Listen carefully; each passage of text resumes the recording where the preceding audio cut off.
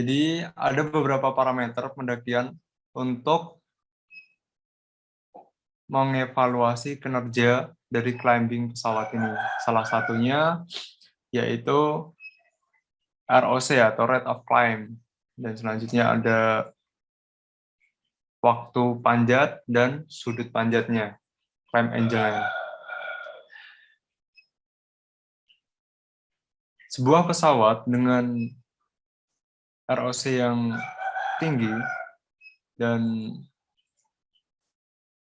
memiliki waktu yang pendek untuk climbing, dan yang terakhir yaitu dengan kriteria the highest climbing angle process, higher performance, yaitu memiliki climb angle yang tinggi, merupakan pesawat yang memiliki kinerja climbing yang baik atau yang tinggi. Di antara ketiga kriteria ini, rate of climb biasanya merupakan salah satu parameter atau kriteria yang sangat penting, atau yang paling penting. Secara umum, di antara berbagai pesawat berawak ataupun pesawat tempur memiliki ROC yang tinggi. Kalau secara luas, unmanned aircraft atau drone atau pesawat tanpa awak dan pesawat misil ya, pesawat anti-aircraft misil atau pesawat anti-misil itu memiliki ROC yang paling tinggi karena dia beroperasi dengan kecepatan dan manuver yang cepat gitu. Dibutuhkan dia mampu bermanuver dengan cepat, dia mampu climbing dengan cepat, jadi dia udah terbang dengan kecepatan yang tinggi dan dia harus mampu untuk bermanuver dengan baik juga. Nah, untuk kedua alat selanjutnya, yaitu ROC is crucial from the following two aspect, atau ROC sangat penting dari dua aspek berikut. Yang pertama yaitu sudut pandang operasional, dan yang kedua yaitu keselamatan sudut pandang atau safety point of view. Dari kedua alasan itu, engineer atau desainer pesawat mencoba untuk membuat pesawat dengan ROC setinggi mungkin atau rate of climb setinggi mungkin. Nah, dalam materi ini atau pada materi climb ini kita akan fokus ke 3 parameter, yaitu yang pertama maksimum ROC, yang kedua maksimum climb angle, yang ketiga yaitu minimum cost climb. Nah, untuk alasan lainnya dan untuk alasannya, performa pesawat untuk climbing itu merupakan bagian yang esensial gitu di perhitungan prestasi terbang atau performa pesawat. Di kasus lain,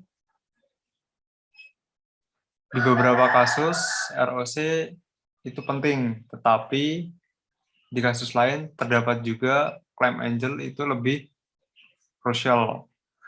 Berdasarkan statistika, the rate of climb dari light airplane atau pesawat ringan itu biasanya 1000 sampai 2000 feet per minute. Feet per minute atau FPM. Dan untuk pesawat transport atau civil aviation atau GA, general aviation, itu sekitaran 2000 sampai 80 FPM.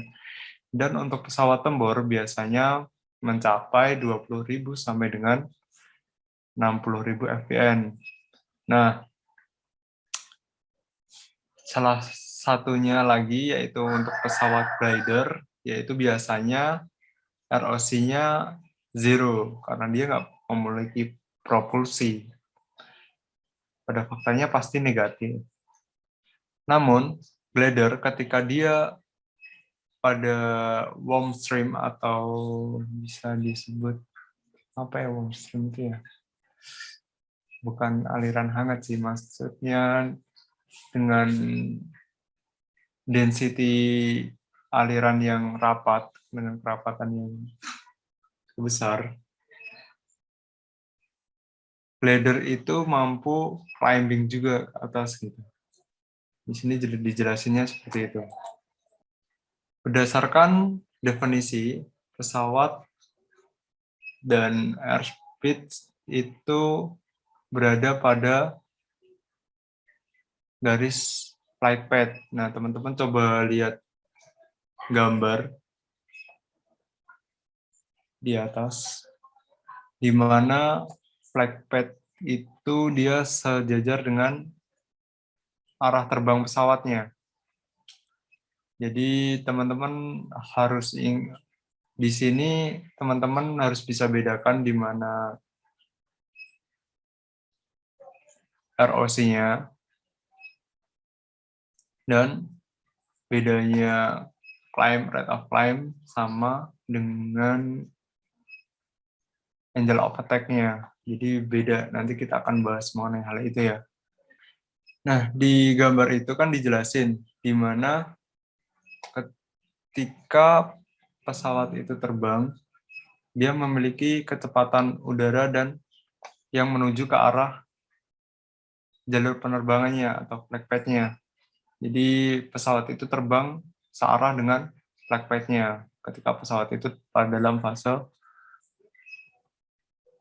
climbing. Nah, berdasarkan sumbu ortogonalnya, ketiga sumbu koordinatnya, di mana X yaitu merupakan sepanjang garis horizontal ini, yang selanjutnya yaitu Y merupakan garis tegak lurus, dan garis tegak lurus terhadap pesawat, dan berdasarkan asumsi ini, kecepatan udara memiliki komponen dalam 3 sumbu, yaitu yang pertama horizontal component of forward speed, yaitu komponen horizontal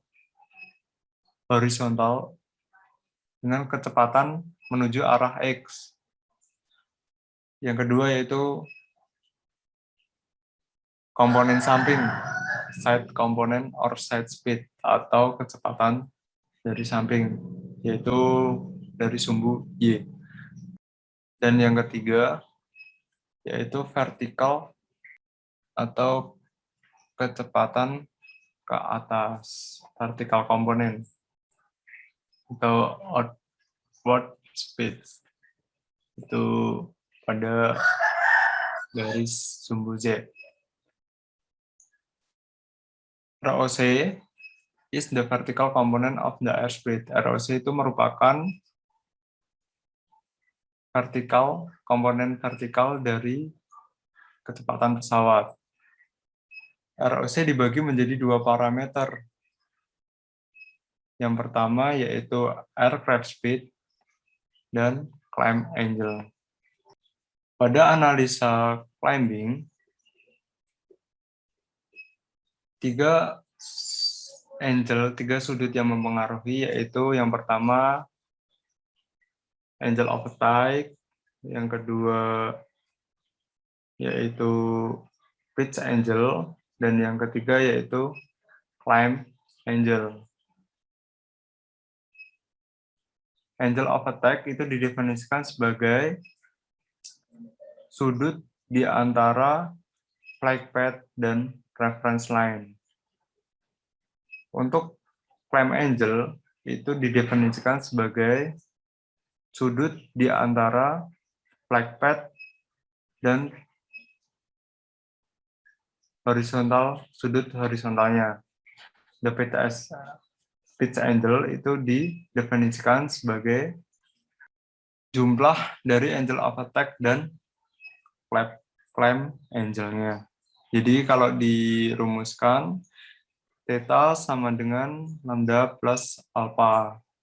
Berdasarkan definisi itu, angle of attack dan pitch angle itu dikontrol oleh elevator. Untuk climb angle-nya itu biasanya dikontrol oleh gaya dorong atau dipengaruhi oleh engine-nya.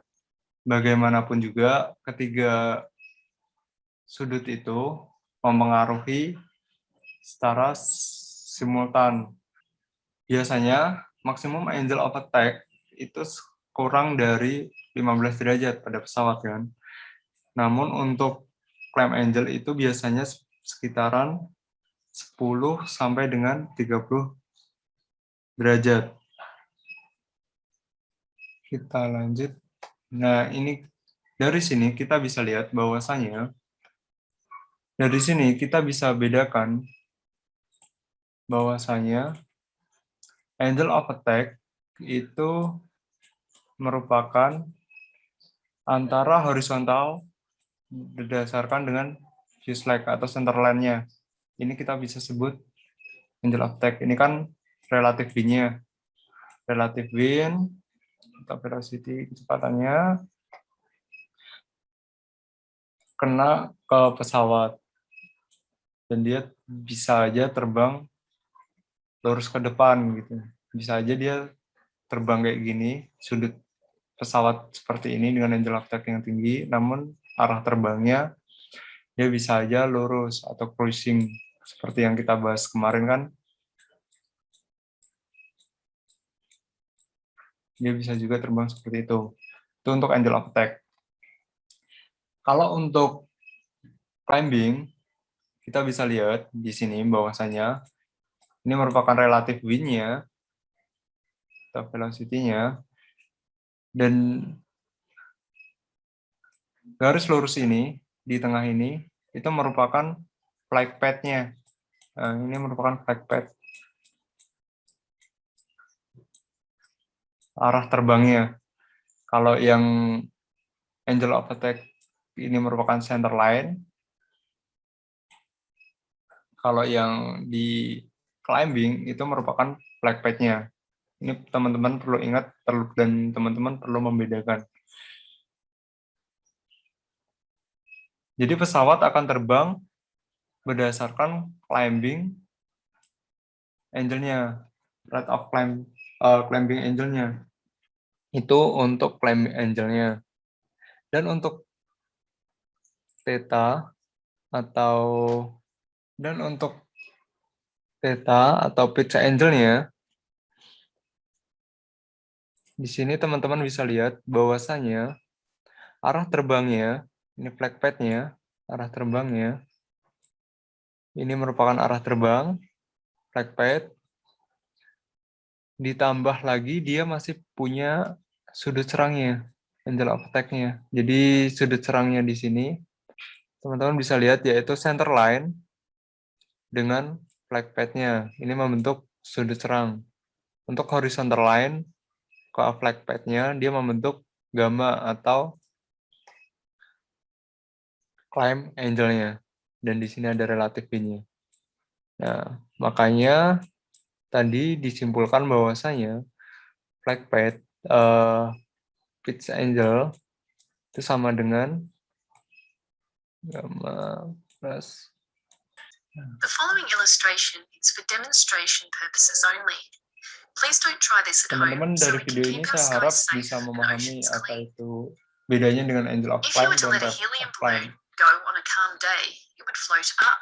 Dan di sini disimulasikan bahwasanya balon ketika lepas dia akan terbang sesuai dengan flight path-nya yaitu strike level. Namun ketika ada pengaruh angin relative wind, dia akan terbawa dengan angin tersebut. Dan di sini disimulasikan bahwasanya Nah, di sini disimulasikan bahwasanya flat pad dengan horizontal seperti gambar yang tadi itu kan dijelaskan sebagai angel of climb. Namun di sini belum ada pengaruh dari anginnya, relatifnya. Nah, nanti akan dijelaskan bagaimana jika terpengaruh dengan relatif anginnya. It's like the balloon that drifted with the wind. When an aeroplane takes off into the wind, its angle of climb is steeper and the ground roll is shorter. Taking off into wind is particularly useful to aeroplanes, as it helps them avoid obstacles such as trees on the ground. Nah, relatif wind di sini dijelaskan bahwasanya dia akan memberikan pengaruh ketika pesawat ini terbang. Jadi angel of climb-nya ketika dia terpengaruh dengan relative wind dengan arah ini, dia dapat mempersingkat jarak terbang, jarak take off-nya, jarak lepas landasnya daripada yang pesawat pertama tadi, di mana belum ada pengaruh dari relative wind. Hal ini memberi keuntungan pada pesawat bahwasanya pesawat dapat terbang dengan landasan pacu yang lebih pendek dan dan harapannya dapat menghindari obstacle seperti pohon ataupun gedung-gedung lebih cepat. The reason the ground roll is shorter is that when the aeroplane is taking off into the wind, its takeoff ground speed is lower. For example, both aeroplanes will take off at the same airspeed. Let's assume it's 60 knots. The aeroplane taking off in nil wind will have a takeoff ground speed of 60 knots. The aeroplane taking off into a 20-knot headwind will have a takeoff ground speed of 40 knots.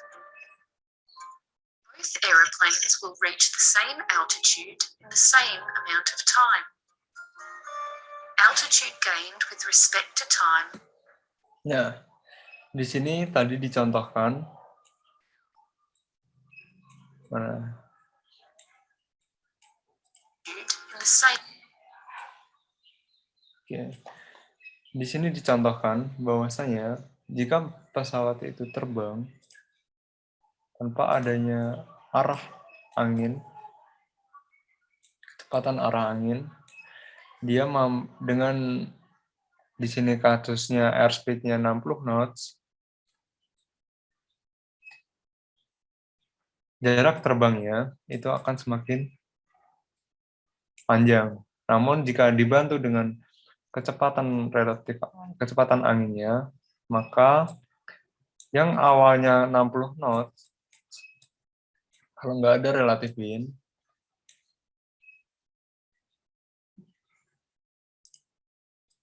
di sini diasumsikan relative wind sebesar 20 knots,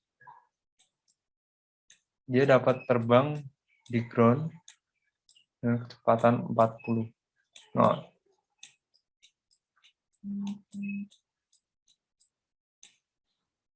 Oke. Nah, selanjutnya dia menjelaskan mengenai rate of climb-nya, di mana mencapai kemudian dengan kecepatan dan waktu yang berbeda.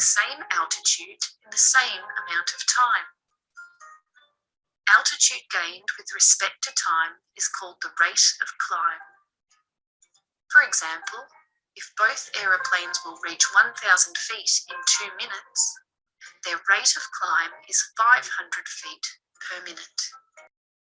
Kita bisa simpulkan dari pengantar video tadi bahwasanya untuk menghitung ROC atau rate of climb, kita bisa menggunakan rumus ROC sama dengan DH per DT sama dengan H dot, di mana H itu merupakan altitude yang harus di-gain dan T merupakan waktu. Nah, di sini dicontohkan bahwasanya jika aircraft ini terbang 100 meter di ketinggian 100 meter dengan waktu 5 detik, maka ROC-nya berapa? Rate of climb-nya. Nah, di sini jelasin ROC-nya. Di sini dijelasin ROC-nya yaitu 100 dibagi 5 sama dengan 20 meter per second. Jika dikonversi ke FPM maka menjadi 3.936 FPM. Oke. Nah, namun pada implementasinya pada general aviation kan dipengaruhi oleh sudut dari engine juga ya, IT-nya. Maka efek dari IT ini harus turut dipertimbangkan juga untuk memperhitungkan performance dari rate of climb-nya. Jika sebelumnya itu kita bahas ROC-nya itu tanpa mempertimbangkan sudut pemasangan angle-nya, yaitu cuma flight path terhadap gamanya, terhadap climb angle-nya, maka teman-teman untuk menghitung ROC bisa menggunakan rumus yang tadi, di mana DH per DT sama dengan dot. Nah, teman-teman bisa menggunakan. Namun, pada kasus pesawat general aviation, biasanya sudut pemasangan engine ini kan juga bervariasi. Jadi harus turut dipertimbangkan juga mengenai sudut angle-nya. Nah, untuk memperhitungkan sudut itu, juga teman-teman bisa menggunakan rumus di bawah berdasarkan hukum Newton kedua yang sudah kita bahas di sebelum-sebelumnya. T cos sudut engine ditambah sudut serang min D, min drag, min Y sin gamma sama dengan M dikali A sama dengan M dikali dV per dt. Dan teman-teman bisa menggunakan rumus ini jika diketahui bahwasanya ada pengaturan sudut pada pemasangan engine-nya. Nah, biasanya sudut setting engine-nya, sudut pemasangan engine-nya itu sekitaran 2 derajat sampai dengan 5 derajat. Kira-kira seperti itu, teman-teman. Nah, kita akan pelajari fase climbing itu cukup sampai di sini. Kita mau mengetahui ROC dan mengetahui pengaruh dari sudut engine-nya. Untuk lainnya,